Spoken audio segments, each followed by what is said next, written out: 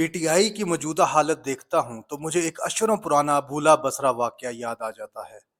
ملتان کے ایک بہت بڑے زمیندار نواب مشتاق خان کا انتقال ہو گیا۔ مرحوم کا میلسی، وہاڑی اور شجاع آباد میں بہت زیادہ زرعی رقبہ بھی تھا اور جائیداد بھی بے تحاشا تھی۔ 100 کنال کی تو صرف شہر کے وسط میں کوٹھی تھی۔ وہ لا ولد تھے اور ان کی ساری جائیداد و زرعی رقبے کا کوئی وارث گھر میں موجود نہیں تھا۔ نواب صاحب بڑے کروفر اور روب دبے والے جگیردار تھے اور ان کی زندگی میں کسی کو ان کے سامنے پر مارنے کی جرت نہیں ہوتی تھی۔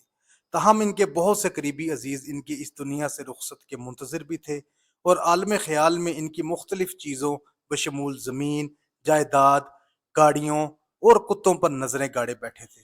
ان کی زندگی میں تو کسی کی مجال بھی نہیں تھی کہ ایسی کوئی بات اشارتاً بھی کر سکے، مگر سب دل ہی دل میں اپنی اپنی پسند کی چیزوں کی تقسیم کیے بیٹھے تھے۔ یہ میرے ہوش سنبھالنے سے پہلے کا واقعہ ہے، تاہم اس زمانے کے کئی بزرگ اس واقعے کے عینی گواہ ہیں کہ نواب صاحب کی آنکھیں بند ہوتے ہی ان کے گھر پر بہت سے لالچی اور لوٹ مار کے منتظر رشتہ داروں نے حلہ بول دیا۔ ابھی نواب صاحب کی میت گھر میں ہی پڑی تھی کہ یار لوگوں نے جو شے ہاتھ لگی اڑانی شروع کر دی۔ ہر لالچی پہلے آؤ پہلے پاؤ کے فارمولے کی عملی تصویر تھا اور ہر وہ شے اٹھا رہا تھا جو اٹھائی جا سکتی تھی۔ جو رشتہ دار اس لوٹ مار میں شامل نہیں تھے وہ حیران و پریشان تھے اور اس صورتحال میں کانوں کو ہاتھ لگا رہے تھے۔ کئی لوگ تو اپنے ہمراہ اپنے نوکروں اور ڈرائیوروں کو بھی لائے تھے۔ ان کو بتا رہے تھے کہ بیوک کو لے کر کہاں جا کر کہاں کھڑا کرنا ہے، شیورلیٹ کہاں لے جانی ہے اور ڈاج کہاں پہنچانی ہے۔ چند رشتہ دار میت کے سرہانے بیٹھے تھے جبکہ زیادہ تر اپنی کارروائی میں لگے ہوئے تھے۔ دن ڈھلے، گھر میں جو واحد قابل شہ ذکر بچی وہ نواب صاحب کی اپنی میت تھی۔ فی الوقت پاکستان تحریک انصاف کے ساتھ بھی وہی کچھ ہو رہا ہے جو نواب مشتاق کی وفات پر ہوا تھا۔ ہر بندہ اور ادارہ اپنا حصہ اپنی استطاعت اور طاقت کے مطابق لوٹ کر، چھین جھپٹ کر اور دھمکا کر لے جا رہا ہے۔ کوئی ایم پی اے کھسکا رہا ہے، کوئی ایم این اے گھسیٹ رہا ہے، کسی کے ہاتھ وزیر لگ رہے ہیں اور کوئی ٹکٹ ہولڈر سمیٹ کر لے جا رہا ہے۔ ایک پارٹی سے دو پارٹیاں بھی نکل چکی ہیں۔ کئی سمجھدار تو پہلے ہی رخصت ہو گئے تھے۔ بقیہ دو چار مخلصوں کو خان صاحب نے اپنی نام نہاد پاک دامنی اور اصول پسندی کا پرچم بلند کرنے کی بھینٹ چڑھا دیا۔ ان کے پسندیدہ لیکن ناکام ترین گھوڑے عثمان بزدار اور محمود خان تھے۔ ایک غائب ہے اور دوسرا نئی پارٹی میں رونق افروز ہے۔ بھاگ جانے والے کی ایک طویل فہرست ہے جس میں روزانہ کی بنیاد پر اضافہ ہو رہا ہے۔ درجن 1.5 درجن لوگ مفرور ہیں۔ پورے پاکستان میں صرف شاہ محمود قریشی اور ان کے فرزند زین قریشی ہیں جو حالت امن میں ہیں اور بلا خوف و خطر گھوم پھر رہے ہیں۔ باقی وہ ہیں جو پریس کانفرنس کے طفیل اپنی عزت گنوا کر عزت بچائے بیٹھے ہیں۔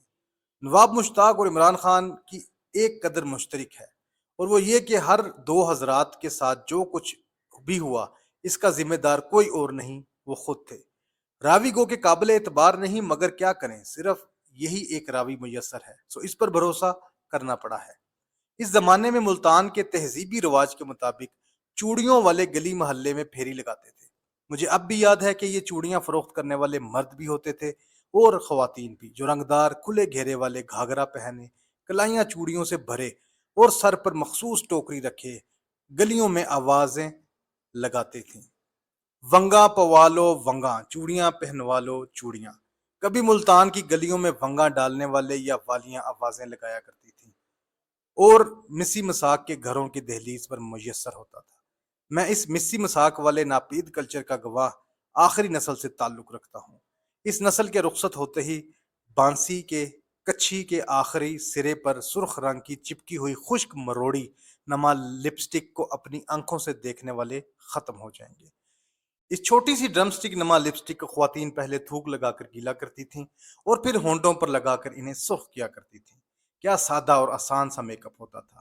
تبت کریم کی شیشی، گالوں پر لگانے کے لیے گلابی رنگ کا پاؤڈر، کیکر کی چھال کا دنداسا، تبت کا پاؤڈر اور خواتین کے انڈر گارمنٹ، سب کچھ انہی پھیرے والیوں سے مل جاتا تھا جو گلی محلے میں آوازیں لگانے کے علاوہ اپنے پکے گاہکوں کے گھروں کے دروازے کھٹکھٹا کر اپنا سودا بیچا کرتی تھیں۔ پھر سب کچھ ایسے معدوم ہو گیا جیسے شہروں میں بارش کے دوران آسمان پر اڑنے والے ابابیل ناپید ہو گئے ہیں۔ اللہ جانے راوی کتنا سچ بتاتے ہیں اور اس میں کتنی رنگ امیزی کی ملاوٹ کرتے ہیں۔ تاہم ایک روایت یہ ہے کہ نواب صاحب کی کوٹھی کے سامنے سے ونگا پوالوں کی صدا لگاتا ہوا ایک شخص گزرا۔ نواب صاحب کی کسی عزیزہ نے ان کی زوجہ کو کہا کہ تم چوڑیاں پہنوا لو۔ بیگم صاحبہ نے پردے سے ہاتھ باہر نکالا اور چوڑیاں پہنوا لی۔ شام کو نواب صاحب گھر آئے اور اپنی بیگم کی کلائیوں میں چوڑیاں دیکھ کر پوچھا، یہ کس نے پہنائی ہیں؟ بیگم صاحبہ نے بتایا کہ چوڑیوں والے نے پہنائی تھیں۔ پھر پوچھا کہ اس نے تمہارا ہاتھ پکڑا تھا؟ بیگم صاحبہ کی جانے بلا کہ وہ کس مصیبت کو آواز دے رہی ہیں۔ کہہ دیا کہ بلا ہاتھ پکڑے بغیر چوڑیاں کیسے پہنائی جا سکتی ہیں۔ نواب صاحب کی غیرت نے جوش مارا، بندوق اٹھائی اور بیگم صاحبہ پر خالی کر دی۔ پھر نواب صاحب کی ساری عمر شادی نہ کی۔ ان کی وفات پر ایسی لوٹ پڑی کہ لوگ اشروں تک اس کا تذکرہ کرتے رہے۔ کچہری روڈ پر طویل دیوار کے پیچھے ایک وسیع و عریض قطعے پر ایک پرانی سی پیلے رنگ کی کوٹھی کی ویرانی تو میں پہلے اپنی آنکھوں سے دیکھی ہے۔ بعد میں اس کوٹھی کی جگہ پر پوری کالونی بن گئی۔ یہ نواب صاحب کی کوٹھی تھی جو ویران ہوتی تھی، بالکل ویسے ہی جیسے آج کل زمان پارک میں ویرانی ہے۔ اس کے ذمہ دار یقیناً اور لوگ بھی ہیں، مگر اس ویرانی کا سب سے بڑا ذمہ دار اس گھر کا مکین ہے، بالکل نواب مشتاق کی طرح۔